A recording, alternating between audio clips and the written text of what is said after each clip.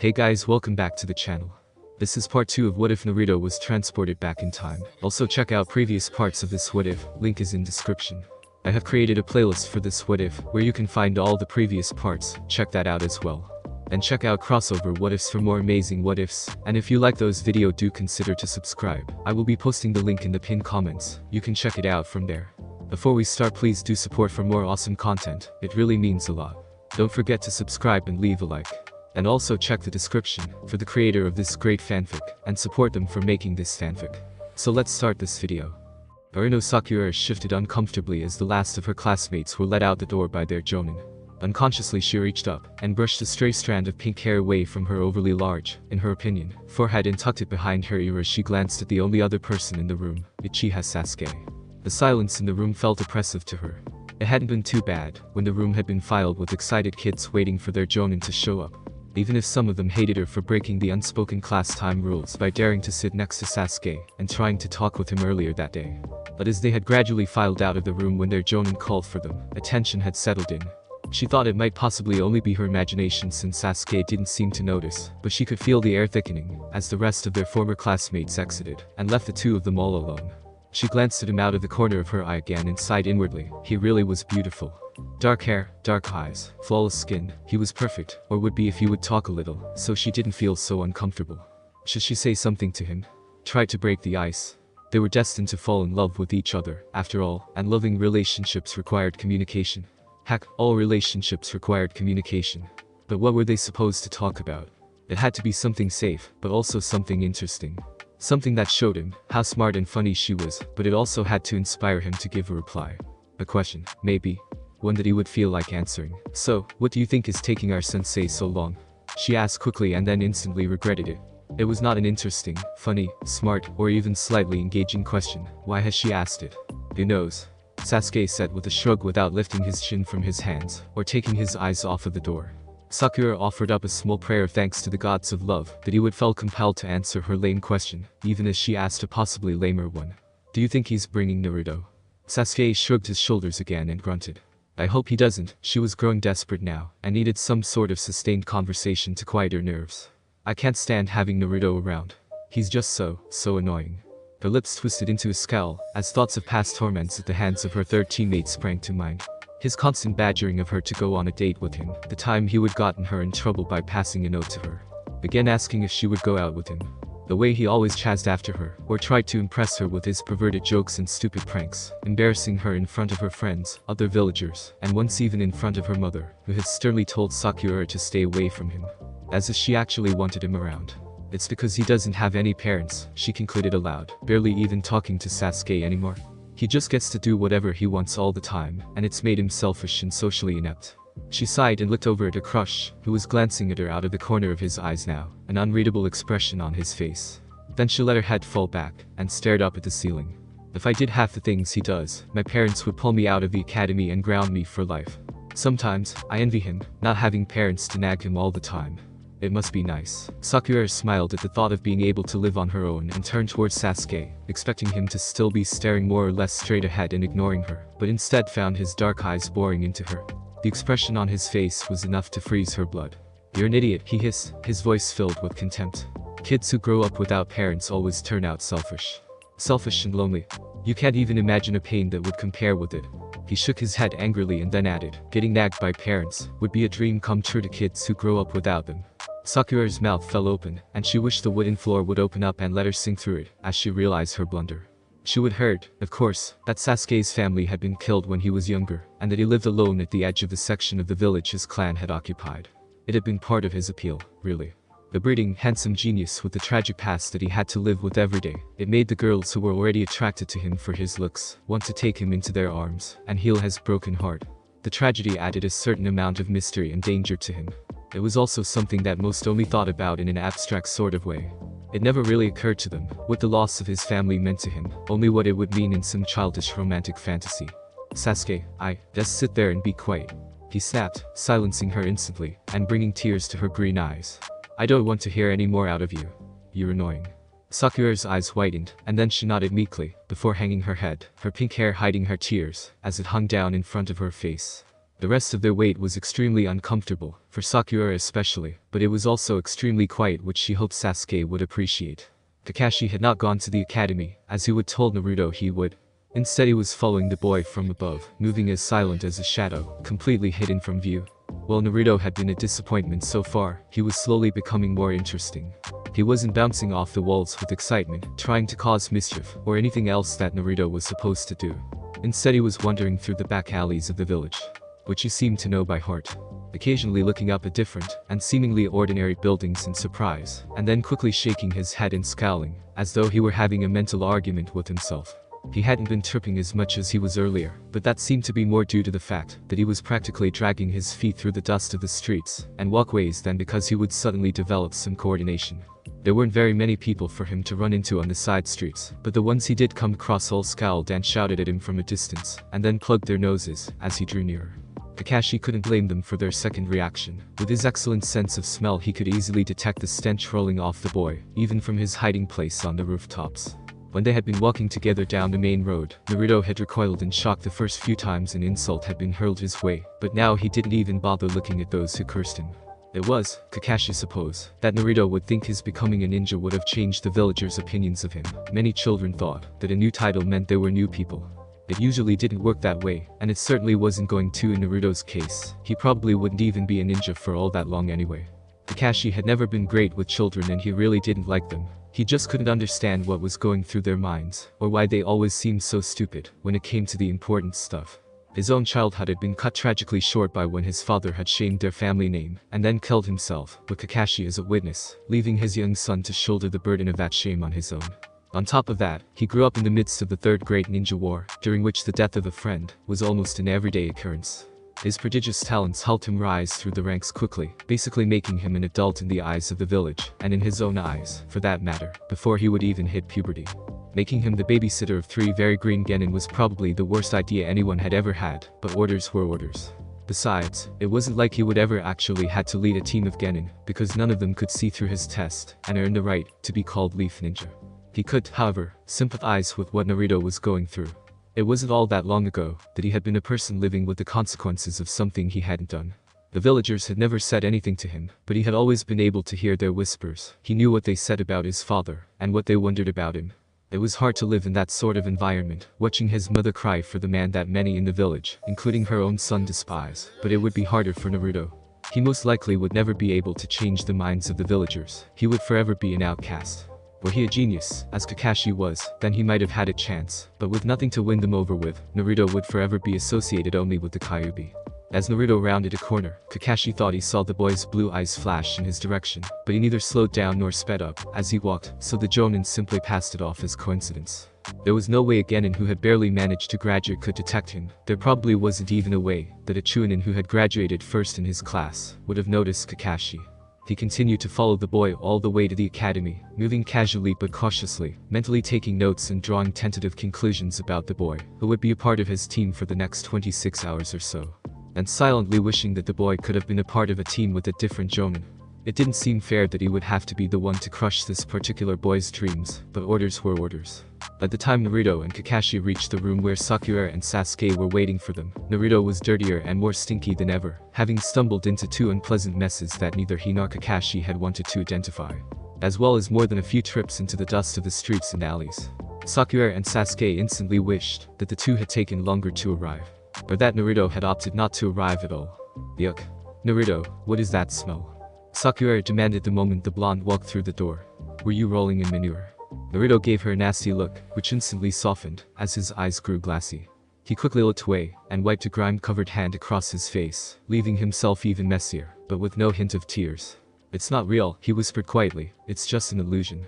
It doesn't smell like an illusion, Sakura scowled. You smell terrible. Why didn't you at least take a bath before you came? Naruto's jaw flexed and his eyes flashed for just a second, and then he looked away, ignoring the rest of her comments, of which there were plenty, and refusing to even let his eyes accidentally land on Sasuke. Over and over he mouthed the words "not real," hoping to convince himself, but not entirely succeeding. The room was quiet for a moment, and then Kakashi asked, "You guys are on Team 7, right?" As if any other Jonin was going to be this late. What was that, Naruto? Kakashi asked, looking down at the dirty boy. Nothing, sensei, he replied in a voice filled with irritation and a healthy amount of disrespect. Naruto. Sakura hissed admonishingly, casting a slightly alarmed look at Kakashi, to whom she added, I'm so sorry about him, sensei. He's a rude idiot, just ignore him, everyone else does. Naruto snorted, but didn't offer a comeback. He could feel the muscles in his body constrict, as he held back the desire to run over to her and throw his arms around her. It was hard to believe how easily the sight of her and the sound of her voice were affecting him. Sakura was dead, this wasn't her. All he was seeing and hearing was an illusion meant to drive him crazy, nothing more. Her scent filling his nostrils wasn't real, her voice wasn't real, none of it was anything more than an incredibly effective and detailed genjutsu. Why don't we go to the roof and get to know each other a bit, Kakashi suggested, his one eye focused on Sasuke, who had a calm, almost bored, expression on his face. Then I'll give you your instructions, and you'll have the rest of the day to yourselves. The three genin followed him out of the room and up a flight of stairs, Sasuke and Sakura at his heels, Naruto bringing up the rear, stinking like an unhealthy mixture of old, dirty diapers and decaying fish paste. Orochimaru, the blonde concluded, was a scary genius. Even something that seemed as pointless as this genjutsu was incredibly good at eliciting its desired results, if its desired result was to make him question his sanity and torture him with images that couldn't be real. He knew his friends were all dead, and yet all he wanted to do was throw his arms around them and cry in relief that they were among the living again. They made their way onto the roof, which had a small area meant for meditation and studying, though it was more often used as a place to eat lunch with friends. Several grey stone arches offered both a little protection from the elements and added to the aesthetically pleasing layout of the area. The sides were lined with trees, and perfectly cut granite tiles made up the walkway down the middle. At the far end, 3 steps led down to the small landing before the edge of the building. Kakashi led them to this spot and sat on the railing surrounding the edge of the academy roof, while Sasuke sat on the highest step, and Sakura took the second step down. Without thinking, Naruto also sat on the second step, ignoring the way Sasuke and Sakura scooted away from him. Now then, Kakashi said, folding his arms across his chest, I'd like you all to tell us a little about yourselves. He noted that 2 of his students were giving him blank stares, though Sasuke was hiding it far better than Sakura. Naruto had apparently gotten bored because he was staring off into space, completely ignoring everything around him. You know, the usual, the Jonin began to elaborate, your likes, your dislikes, dreams for the future, hobbies, stuff like that. From what he would heard about his team, he would expected Naruto to jump to his feet and answer the question first, eager to be the center of attention for a while. Instead, he sat quietly and continued looking out over the city with an odd expression on his face. As Kakashi again wondered why the genin was acting so different from what the third had told him, Sakura raised her hands and asked, could you go first, sensei? We don't know anything about you. Naruto's eyes flickered in her direction and then quickly snapped back to whatever he was pretending to look at. Kakashi couldn't help but smile. Apparently an old guy like himself just wasn't enough to hold Naruto's attention. The boy should have been on Yuhi Kurenai's team instead. Me? Well, my name is Hatake Kakashi, he started in a neutral voice. I have no desire to tell you guys about my likes and dislikes, dreams for the future. He paused for a moment, and then went on, well, I have lots of hobbies. With that, he straightened up a little and said, now your turn, how about we start with Stinky there on the right. Sakura leaned over to Sasuke and whispered, so all we learned was his name. Naruto glanced at Kakashi for a moment and then rolled his eyes. This is stupid, he announced. Why are you putting me through all of this? Because if you don't tell me a little about yourself, I wouldn't really know who you are, and it's important for a leader to know his soldiers, Kakashi replied smoothly. Naruto shook his head in annoyance. He had hated Orochimaru for a long time, but this was making things a little too personal. The Sannin should not have been allowed to dig into these sacred memories like this. And yet, Naruto was trapped here, forced to watch everything unfold, because the Genjutsu of the Mangekyo Sharingan was basically unbreakable. He didn't really want to play along with this sick game, but somewhere, deep down, something seemed to force him to answer. My name is Uzumaki Naruto. I like a lot of stuff I dislike. He stopped himself from saying what he wanted to, took a deep breath and said, I doubt you really want to hear about my dreams for the future, but I will say that I'm really looking forward to unleashing all hell on a snake in the very near future. Kakashi raised his one visible eyebrow in surprise. Naruto's answer was even more peculiar than his behavior up until that point. Of course, it didn't really matter all that much, since he would be getting sent back to the academy, or kicked out of the ninja corps altogether in another 24 hours or so. Still, there was a hint of bloodlust in there that Kakashi wasn't pleased to hear coming out of the Kyuubi's container.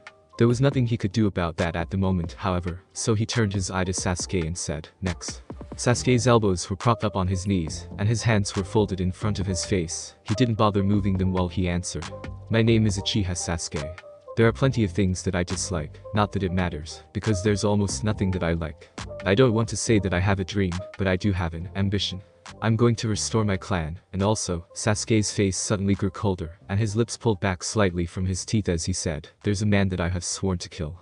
Sakura stared at Sasuke in shock, and then a look of pleasure appeared on her face, while Naruto shot him a reproachful glare, but kept his mouth shut. Kakashi wasn't remotely surprised by the Uchiha's answer. He would have felt the same way in the boy's position. The Jonin turned to Sakura. And finally, the young lady. Sakura blushed bashfully, the slight red in her face seeming more pronounced with her long pink hair, as she said, I'm Haruno Sakura. The thing I like is, well, the person I like is, her eyes shifted towards Sasuke, who was pointedly looking anywhere but at her, and her blush deepened. Should I say my dream for the future? She took a deep breath, opened her mouth and then closed it as she began to giggle. There was a brief moment of silence. Naruto was almost angry to see her having been reduced to some sort of Uchiha, as the boys in his class had called Sasuke's little fan club during their academy days. But then he remembered that back at the academy, Sakura actually was an Uchiha, one of the Queen Uchiha, in fact. It hadn't been until later, after they'd been Team 7 for quite a while, the shoe had begun to change, and by the time he would return from training with Jiraiya, most of it long gone. Though there were moments when the old Uchiha Sakura reared her ugly head. He would forgotten how silly and stupid she used to be every time Sasuke so much as looked her direction. Naruto burst into laughter. As sad and infuriating as this day had been, he just couldn't help himself. You know, I'd totally forgotten how much Sakura-chan wanted to jump Sasuke's bones. Kakashi and Sasuke's eyes opened wide at the blonde ninja's crass statement. Sakura gasped audibly, and tears started to spring to her eyes. For a moment, Kakashi thought she might get up and run so that no one would see her cry, but instead her eyes quickly narrowed, and her face twisted into a menacing scowl. Naruto. She growled and then hurled herself at him, her fist cocked and ready to end his short life. Naruto continued laughing up until the moment her fist was about to connect with his face, and then he leaned back, causing her to miss, while he grabbed hold of her arm and yanked her towards him, bringing up his knee at the same time. If his legs had been longer, like he thought they were, his aim would have been perfect, but they weren't and it wasn't. Instead of her stomach, he was probably going to hit her in either her pelvis or her upper thigh. As it turned out, he hit neither. Kakashi's strong hand closed around Naruto's still damp collar, and jerked him back, removing the threat to Sakura, while he caught her by the shoulder with his other hand, stopping her fall. Okay, he said in a voice strained by irritation, I think we can all guess what Sakura hates at this point, so why don't we just move on? With a casual flick of his wrist he sent Naruto tumbling against one of the small trees lining the area, and then he gave Sakura a slightly harder than strictly necessary shove, to put her back on the step that she would been sitting on. Naruto ended up lying with his feet in the air against the tree, his back on the hard ground, and his head facing back towards the illusion of his teammates. He slowly rolled over and returned to a sitting position, but did not move away from the tree as he listened to Kakashi explain how many genin would actually become ninja, throw in a few scary comments about their survival training, and warn them not to eat breakfast. It sounded about the same as he remembered it from when it really happened, though far less scary. Sakura looked worried, while Sasuke was trying to hide it and mostly succeeding. Kakashi looked happy, and Naruto could just imagine the Jonin snickering behind his mask at the trick he was playing on the poor genin, or at least, if they were actually real people, they'd be poor genin. But they weren't, Naruto hurriedly reminded himself. They were nothing more than a clever illusion meant to screw with his brain. As soon as they were dismissed, Sakura gave Naruto one last dirty look, and then hurried after Sasuke who was practically inside already. Soon, only Kakashi and Naruto remained. Naruto, a word before you go? Kakashi asked lazily.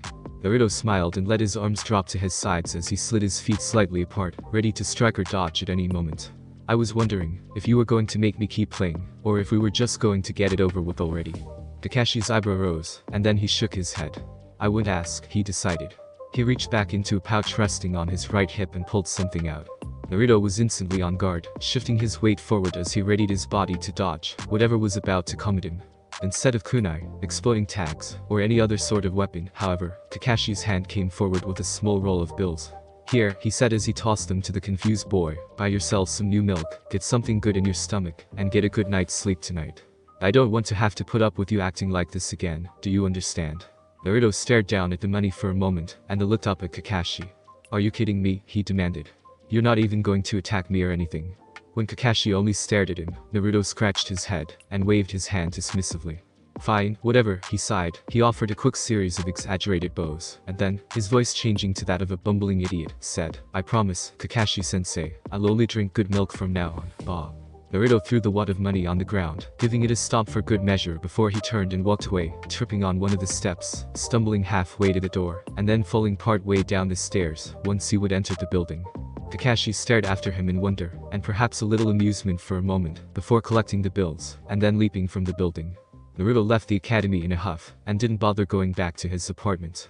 He was certain that he would mentioned it to himself several times that day already, but he really hated Orochimaru. Being forced to live through an even suckier version of his first day as a ninja was bad enough, but being forced to live through it as a klutz of the highest order was downright infuriating. On top of that, it was all nonsense. This was not the way Orochimaru should have been acting. This was the sort of genjutsu Naruto himself would use, if he had even a hint of talent for the skill. Something that would annoy and perhaps humiliate his opponent, but not necessarily hurt him. So far this was nothing more than the non-perverted genjutsu version of the sexy no jutsu, probably funny as hell to the user and insanely irritating to the victim. But serving little other purpose beyond that, at least as far as Naruto could tell. He wasn't sure where exactly his unstable legs were taking them, and he was too lost in thought to really care. He didn't notice the looks he received from the villagers, nor did he hear their taunts when he stumbled or their cries of disgust when they caught a whiff of his stench. He just kept walking. Eventually he slowed and came to a stop, finally looking up, and had to smile at what he found. He was standing in front of the 3 posts of the training area where he, Sasuke, and Sakura had officially become Team 7. A short distance away he could hear the stream gently following its course, and without looking over his shoulder he knew that the large cenotaph was behind him. He couldn't bring himself to turn and look at it, not after all of the names he would had to order carved into it. Actually writing a few of the names of his precious people himself. If Orochimaru was being accurate, the bluish-green stone wouldn't have half the names that Naruto had seen on it the last time he would been out here, but if Sakura, Kakashi, Konohagakure, and all the others were on there, he wouldn't be able to take it, not after all the images he had seen since waking up that morning. So he kept his back to the memorial and walked towards the stream, figuring that he might as well wash his clothing off while he had the chance.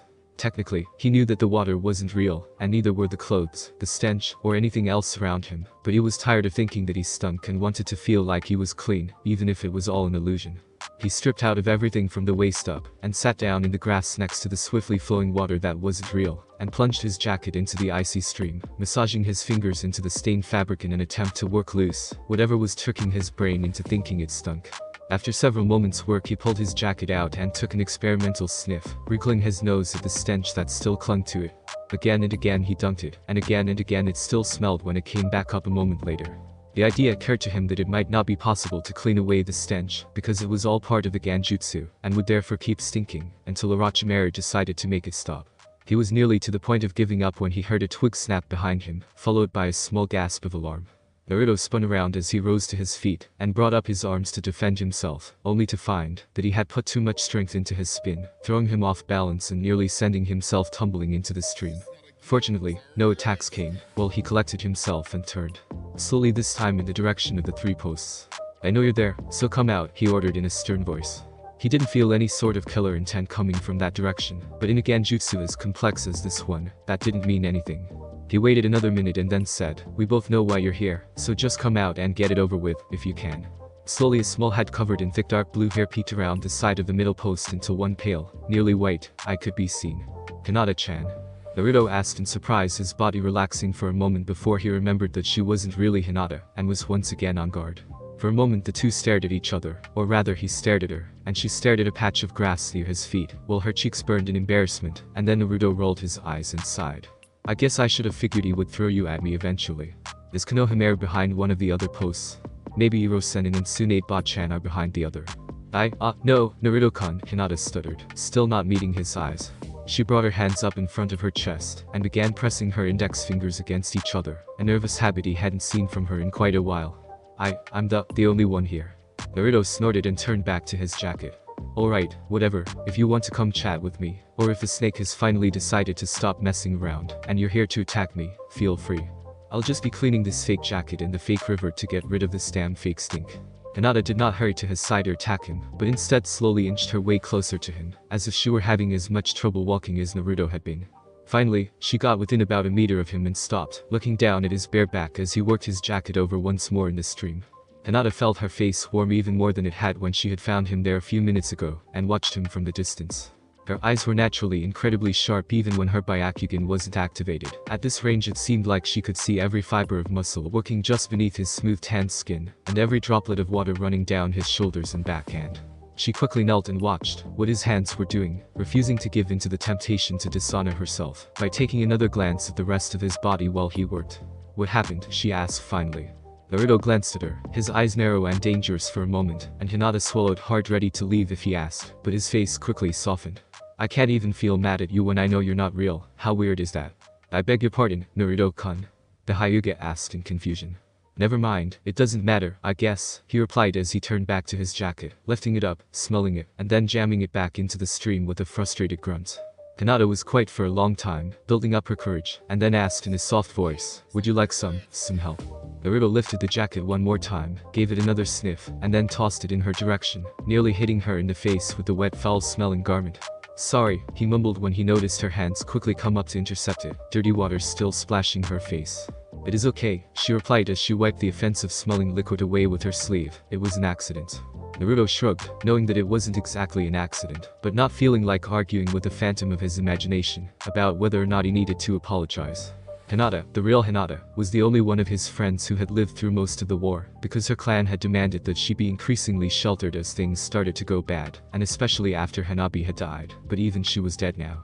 He could dimly remember seeing her body lying in a pool of blood where he found Orochimaru inside Konoha. Her husband had been pinned to a tree not far away, the sword piercing through his back, as if he would have been running away at the time of his death.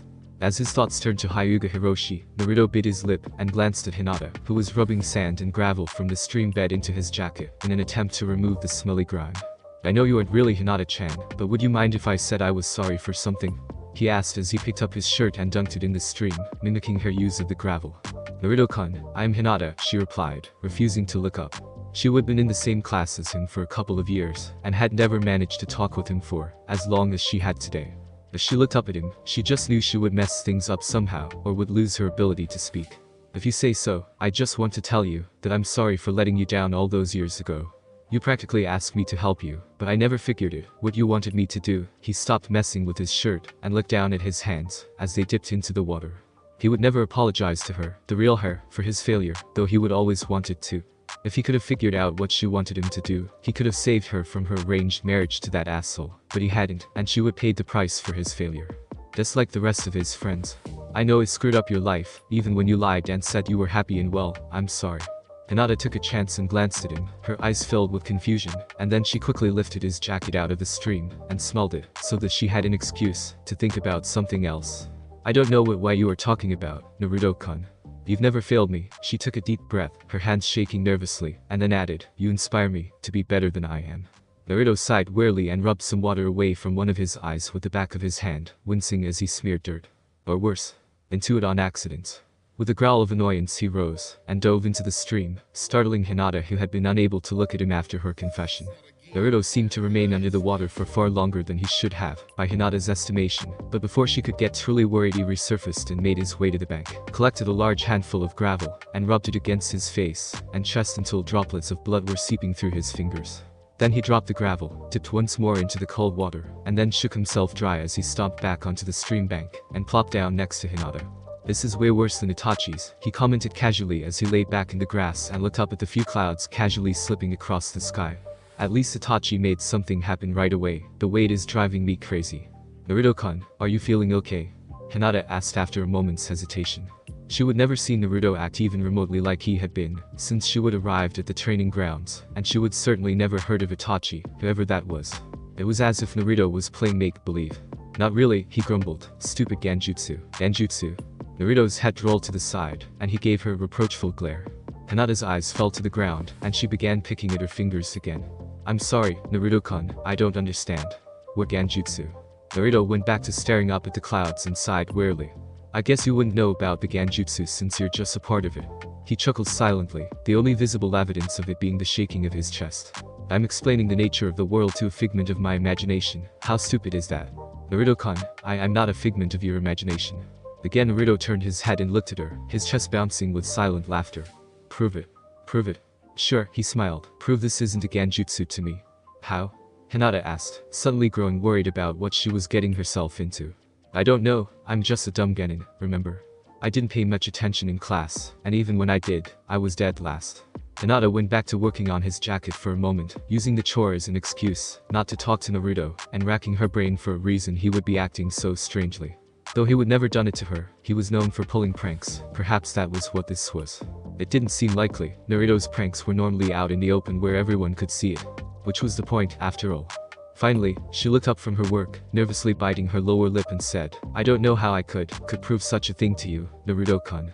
He was quiet for a moment, his eyes shifting back and forth as he contemplated what to say next. "Well, if I'm stuck in a genjutsu, how would I get out?" he asked at last. Buying herself more time again, Hinata carefully spread his jacket on the shore to dry. It still smelled a little, but it was hardly noticeable now, and no amount of sand and water were going to make it any better. Uruka-sensei and Kurenai-sensei taught us how to do that last month. She started tentatively, not certain what exactly he wanted her to say. She folded her legs underneath her, sitting properly, and then hesitantly brought her hands together to form the correct seal as she tried to explain how to slow the flow of chakra in his body, and then push it out in a burst to disrupt the caster's hold on him and release the genjutsu. Naruto just went back to staring up at the sky. "So," he asked when she was finished, "what if that doesn't work? How am I supposed to get out then?" Kurenai-sensei said that if someone outside of the jutsu releases the jutsu on you, or if you could hurt yourself, it should wake you up. I can't wait around for someone to help me, but I guess I haven't tried that second one yet," he conceded. He brought his hand up in front of his face, looked at it thoughtfully for a moment, and then grabbed his pinky, twisting and pulling it, until there was an audible pop of the finger being forced out of joint. "Naruto-kun," Hinata gasped as her eyes widened, and she instinctively grabbed his hand, before he could damage himself further. It was just as bad as it had sounded, maybe worse. The joint was already beginning to swell, and his pinky finger was sitting at an odd angle. "Your finger." He gently pulled his hand away from her, looking perplexed for a moment. "It's not a big deal, Hinata-chan. It's not like it won't be healed by tomorrow anyway." He pushed his pinky back into its proper position, and then closed his fist, grimacing slightly as the joint popped back into place. Hinata stared at him in stunned silence for a moment longer, digesting the sight of him casually dislocating a finger, and then pushing it back in as though it were nothing. She would seen injuries as severe and even worse during her time at the academy, of course, but never one that was intentionally self-inflicted. "You shouldn't hurt yourself like that." Naruto practically laughed in her face. "Hey, it was your idea. You said that hurting myself would get me out of a genjutsu. What did you think I was going to do when you told me that?"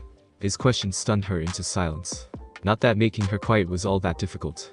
"So, do you have any other proofs for me?" he asked casually, looking at his hand and watching the swelling slowly begin to dissipate as the Kyuubi's chakra did its thing. "Naruto-kun, I don't want to do this anymore," Hinata said after a long pause. She began to get to her feet.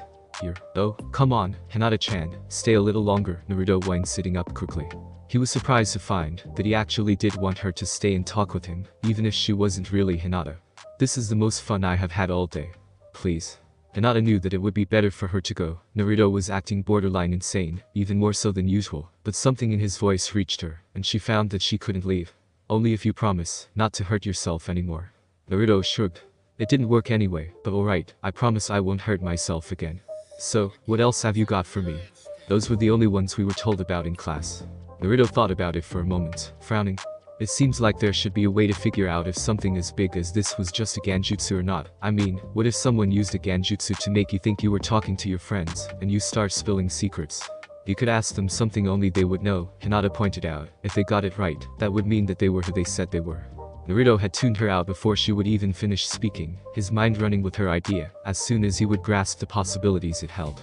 It would have to be someone that Sasuke didn't know well, as his memories of people were apparently helping Orochimaru's genjutsu achieve the perfection that he would witness so far, unless Orochimaru had secretly taken a look inside Naruto's old apartment. And someone whose childhood Naruto knew a bit about, since he was supposed to be 12, and all of his peers were acting like they had regressed to that point as well. He knew a lot about Iruka, of course, but he wasn't sure that anything he knew about Iruka or his life story was something that others, particularly Sasuke, wouldn't know as well. Sakura, at the moment, probably wouldn't tell him anything anyway, though she could be a backup candidate as he didn't think Sasuke really knew a lot about her home life, or her likes and dislikes, or really anything other than what they did when they were together as Team 7, but she wouldn't be the ideal candidate as Sasuke might have known more about her than Naruto realized. Still, she was better than nothing. He could go to Niji and try asking him some personal questions, assuming he could even find him. But the Hyuga genius would be even more of a stick in the mud at this point than he had been in the future. Plus Naruto actually knew things about Neji that he himself didn't even know yet, or wouldn't know if any of this was real, which it wasn't, of course. Besides those few, there really weren't all that many people that he could use. He and his friends had, for the most part, not bothered bringing up their pasts too much, and he would never been one to remember trivial details. Actually, he would never been one to remember details period, regardless of how important they were. Do you have someone that you know well, Naruto-kun? Hinata asked, her voice breaking into his thoughts. Someone that you knew things about that a Genjutsu user wouldn't know. She knew that he didn't have many friends, or any really, at least so far as he knew, but perhaps he could go ask Iruka some questions, and then would feel better about the realness of the world around him. Yes, she was sure of it. Iruka would set him straight, and then Naruto would be back to his old self. Naruto remained still and silent for an impressively long time as he continued to think. Besides Sakura, there was only person whose life he would ever really gotten to know all that well that Sasuke probably wouldn't have, and he mostly knew things about her, because she would openly told him about them in an attempt to get him talking, after the losses started to become too much for him to handle. In fact, she would continue talking to him about her life, and his and anything else she could think to say, long after he would wish she would just go away, sometimes even after he would ask her to go away, which has surprised him. She would been there to comfort him after Sakura's death, just like he was there to comfort her as her own teammates and family were killed in the long, brutal war. And, as luck would have it, she was sitting right next to him, nervously biting her thumbnail and trying to look anywhere but at him. Hey Hinata-chan, what's your favorite food? Hinata's eyes widened, and she swallowed hard. Me, she asked in a trembling voice. Sure, he laughed at her expression. I don't see any other Hinatas around, do you? Hinata unconsciously pulled her knees up to her chest and hugged them as the pale skin of her face flushed. I like cinnamon rolls. Is it? Naruto asked, sounding genuinely interested, as though an enjoyment of cinnamon rolls was the most amazing thing he would ever heard. I also like, sensei, she added softly. He shrugged. Well, it's not ramen, but I suppose those are pretty good. What about crab? Do you like crab? These things were pretty simple, he knew, but it was good to start somewhere, and he was getting hungry, so his mind had offered food as a good place to start the questioning. No, Naruto-kun, I'm sorry, but I don't like crab. Any special hobbies? He asked quickly. Hinata couldn't help but glance over at him, and was shocked by the sight that greeted her. Naruto had gone from looking moderately interested in what she was saying to staring intently at her, his eyes suddenly wide and almost scared. He seemed to literally be hanging on her every word. She would never seen him this way. The closest he would ever come to paying this sort of attention that she would ever seen was when Iruka was explaining an interesting jutsu, or telling the class stories from the old wars. Nothing special, she admitted, but, I sometimes like to press flowers. Why? There was an urgency in his voice that and it was mostly for that reason that she answered the very personal question. My mother used to do it, Hinata whispered. She would never told anyone about that, not even Hanabi. As far as she knew, only her father was aware of what her hobby meant to her, though he never said anything about it. Naruto was quiet for a moment, chewing on his lip. Kyle, he thought, and then he gently asked, how did your mother die? Hinata hugged her knees tightly, and let her chin rest on them as her pearl-colored eyes stared at the water of the stream. There were complications with her pregnancy with Hanabi-chan. The doctors wanted her to abort the pregnancy. She could feel tears rising in her eyes and tried without success to push them away. For a long time she couldn't continue, and Naruto never said a word to force her to, but when she felt certain that her voice would be steady enough to, she pushed on. She refused, and then, after Hanabi-chan was born, she died. No way, Naruto whispered in a shaky voice, suddenly breathing hard. Hinata turned and looked just in time to see him run both hands through his spiky blonde hair. He had a look of complete and total disbelief on his face. Naruto-kun. Naruto's body began to shake and Hinata almost thought he might be crying. It was sweet, she thought, that he could empathize with her loss to such an extent. Sweet, but not exactly typical of the Naruto she knew. She was tempted to reach out and touch his arm, to let him know that as much as the loss of her beloved mother still hurt, she would come to accept it, and mostly focused on the few good memories she had from that long ago. Her hand twitched and she thought she might actually have the courage to do it, but then Naruto threw back his head and burst into maniacal laughter as he lay down and rolled around in the grass, pounding his fists into the ground. She tried to not take it personally, but as his laughter continued unabated for several minutes, Hinata couldn't help but feel hurt that he was laughing after she would told him about her most painful memory, something that almost no one knew. Her father, herself, the clan elders, a few of the older members of the branch house, and a select few from outside the clan, that was it. Not even Hanabi knew what their mother had done for her. And after hearing it, after she would been braver than she could ever remember having been and told him her most painful memory, after she would been building up the courage to comfort him when she thought he was actually crying about it, all Naruto had done was laugh long and hard. A wave of hot tears sprang to her eyes despite her attempts to hold them back. She would never thought that Naruto would act like this. She never thought he would act at all the way he would been acting, since she was caught spying on him. Maybe he was mad at her for watching him, and this was his way of punishing her. It didn't seem like something he would do, but it didn't matter. She needed to leave before she shamed herself, and she already was with her tears. Without a word, she rose to her feet and turned to leave as her hands wiped quickly at her tears. Naruto didn't even notice her go, too overwhelmed was he with the joy, the euphoria, of the knowledge that all that he was seeing was actually real. Somehow, someway, for some reason, he really was in the past, maybe. It was possible, he guessed, that this was still more detail added to Orochimaru's trick, that somehow Sasuke, or Orochimaru, or some sound nin had learned enough about Hinata to fool him, and that Hinata had skillfully manipulated him into asking her about her. Naruto sighed, his laughter dying down, and sat up. He supposed there wasn't a way to be perfectly sure about whether or not anything he was seeing was real, but he didn't really care anymore. If Orochimaru was willing to go to such extremes to fool him, he would just have to go with it. He couldn't escape that, whatever it was, and he couldn't figure his way out of it, so he was trapped, or free, if everything was real. He would just enjoy it while it lasted, assuming that it was real until there was proof to the contrary. With one last chuckle, he rose to his feet, got dressed, and glanced around. Hinata-chan. No one answered, and he didn't see her anywhere. That was odd. She would have been there just a moment ago. After a quick survey of the area failed to locate her, he shrugged and began to stumble towards his apartment. That evening, with the initial rush of excitement having worn off, Naruto was forced to think about how he would apparently found himself transformed into a child, and transported roughly 2 decades back in time. It only took him a few minutes to tire of the question and set it aside. He couldn't remember much of what had happened to him the day before, other than fighting Orochimaru and a few details about the battle that had engulfed Konoha. And even with what he could remember, none of it seemed to lead to him being sent to the past. He would never even heard of anything sending someone back in time. Assuming that it really had happened, it would just have to be one of those mysteries that had to be accepted, for now, at least. In an effort to distract himself from an unsolvable mystery, his thoughts turned to what he was going to do to make sure that Konoha wasn't destroyed as it had been in the future. Sadly, these thoughts proved to be just as frustrating. 1,000 ideas swirled around in his head, some ludicrous, some feasible, and some probably impossible. So many people had suffered and died during his lifetime, and now he had the power and the opportunity to make everything perfect for them, but he wasn't sure how to do it. On top of that, the enormity of what he could potentially do was overwhelming. It was a long, dirty, sleepless night for Naruto, and when morning finally came, he was no closer to a real answer than he would been when he finally fell into bed the night before. But, as frustrating as that was, it didn't matter.